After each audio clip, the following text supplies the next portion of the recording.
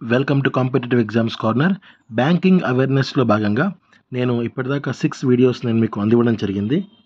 So important bits అన్ని సేకరిస్తూ అందులో భాగంగా ఈరోజు 7th వీడియో. ఈ వీడియోలో కూడా మరికొన్ని ఇంపార్టెంట్ బిట్స్ని నేను మీకు ఇవ్వడం జరుగుతుంది.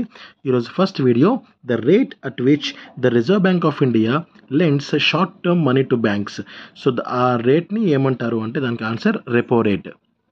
Second question, when was the Reserve Bank of India nationalized on? Answer, 1st January 1949.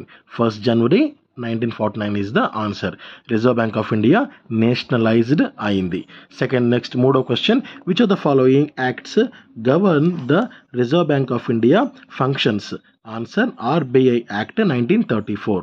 RBI Act 1934 is the answer. Fourth question, the Reserve Bank of India is not expected to perform the function of. So అంటే మనకు కింద ఫంక్షన్స్లో ఏ function Reserve Bank of India నుంచి మనము expect చేయము. So మనకు banker to the government, accepting deposits from commercial banks, issuer of currency, accepting deposits from general public. అంటే నార్మల్ సాధారణ ప్రజల దగ్గర నుంచి డిపాజిట్స్ని యాక్సెప్ట్ చేయడం అనేది రిజర్వ్ బ్యాంక్ ఆఫ్ ఇండియా పని అవ్వదు. So answer is 4th option. 5th question, headquarters of Reserve Bank of India. Answer, Mumbai.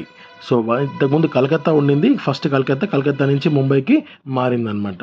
Next 6th question, first governor of RBI from 1st April 1935 to 30th June 1937 was Sir Osborne Smith.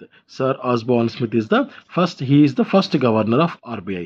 Next 23rd governor of RBI is Raghuram Rajan. Next question, which of the following rates is not decided by RBI? వీటిలో RBI ఏ రేట్స్ని decide చేయదు. Answer, prime lending rate. Prime lending రేట్ని Reserve Bank of India decide చేయదు. మిగిలినవి bank rate కానీ, repo rate కానీ, next reverse repo rate కానీ, క్యాష్ రిజర్వ్ రేషియో కానీ, ఈ 4 కూడా Reserve Bank of India decide చేస్తుంది. Next question, the Reserve Bank of India was set up on the recommendations of Hilton Young commission. Hilton Young commission. Next question, which are the following formulates and implements the monetary policy. So మనకు monetary policy అంటే గుర్తు రావాల్సింది Reserve Bank of India. Next question, which of the following is the central institution India. So answer, Reserve Bank of India. 12th question, at present Reserve Bank of India holds 1% of shareholding in National Bank for Agriculture and Rural Development. Answer, NABARD. Next, the 13th question, the number of regional offices of RBI is 22. Next question, in India, Reserve Bank of India prescribes the minimum SLR level for scheduled commercial banks in the specified assets as a percentage of banks' net demand and time liabilities. Net demand and time liabilities. Next question, 15th question.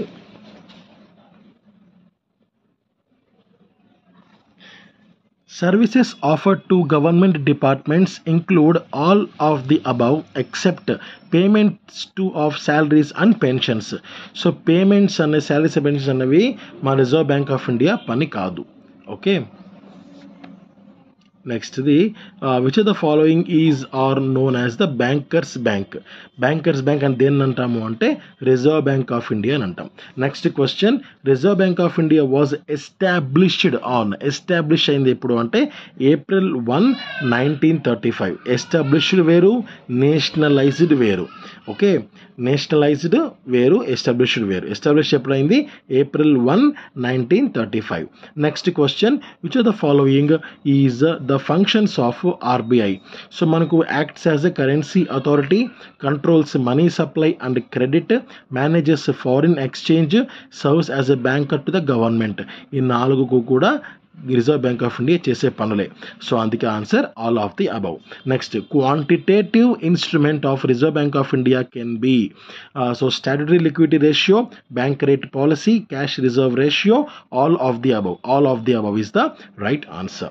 Next question, objective of monetary policy of RBI is to encourage flow of credit into a neglected sector, discourage hoarding of commodities, control inflation, all of the above, none of the above. So ఈ encourage flow of credit into neglected sector ఇది కూడా కరెక్టే. Discourage hoarding of commodities కరెక్టే. Control inflation కరెక్టే. So 3 కంటే కనుక all of the above is the right answer. So మరికొన్ని bits మరొక వీడియోలో మనము డిస్కస్ చేసుకుందాం. Thank you. జై హింద్.